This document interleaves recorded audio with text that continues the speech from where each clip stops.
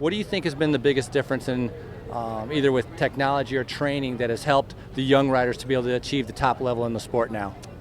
Well, hard to say really. It's probably a lot of factors. I mean, you see, some of the top guys now are, only 23, 24, 25. Especially, I think more so with the sprinters. You see guys like Sagan that are already dominant at that level. I think GC guys take a little bit longer to develop.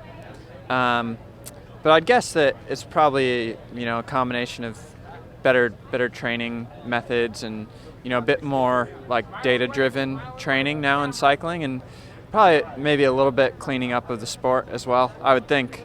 So yeah, I think probably a few things that contribute to that.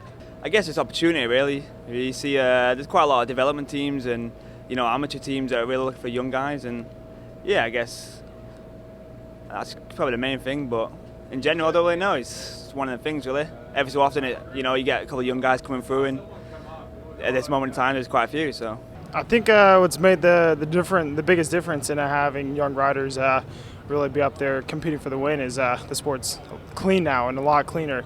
So you have guys of all age or guys that just barely even teenagers that can compete for the win, and I think it really shows how far this sport has come in the last 10 years.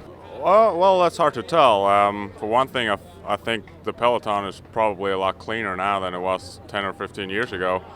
Other than that, it's just better training methods, and young guys are getting getting higher salaries and are able to ride more and eat and train better. So I think that has a lot to do with it as well.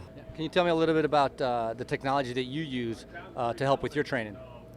Well, I recently started using Power last year, so I reckon that's big. It doesn't really improve you as much because you've still got to do the pedaling, but it gives you a goal or an aim sort of thing. And yeah, I reckon that's quite a big, in terms of technology, quite a big thing. But yeah, as I say, it's just hard work is the main thing. One of the biggest things I use for training is my SRM.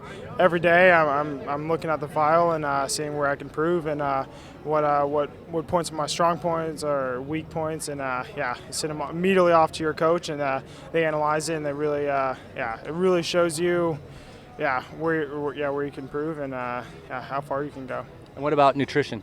Yeah, I think that's another thing that teams are really starting to use is having a nutritionist on the team who's writing a diet plan for you, trying to get down to the optimal weight. I think there is a thing as being too skinny, and you don't want to hit that because then you can get sick and injured really quickly. But if you find the right balance, it's a lethal combination. Do you think the coaching and nutrition plans that a lot of the teams are implementing helps also? Yeah, for sure. I mean, I think, last 5 years, a lot of teams have kind of started to invest more and more in that. I think Garmin was one of the original ones that kind of started looking at all that, and then Sky came along and I think sort of brought it up another level. And you can see that other teams are starting to catch on and doing a lot of the same things we're doing. So it's, people talk about marginal gains, but I think there is something to be said for that. Yeah, I've been working with a coach for 2.5 years now, actually, and for me, that's definitely helped a lot, getting my training a lot more specific towards the goals that I have.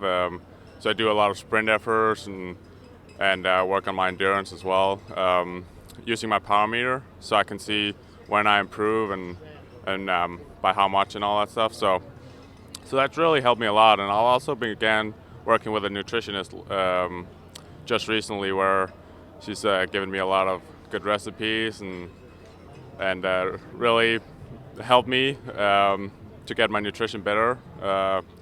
So I'm getting leaner and more enduring, have more energy. So that's good for me.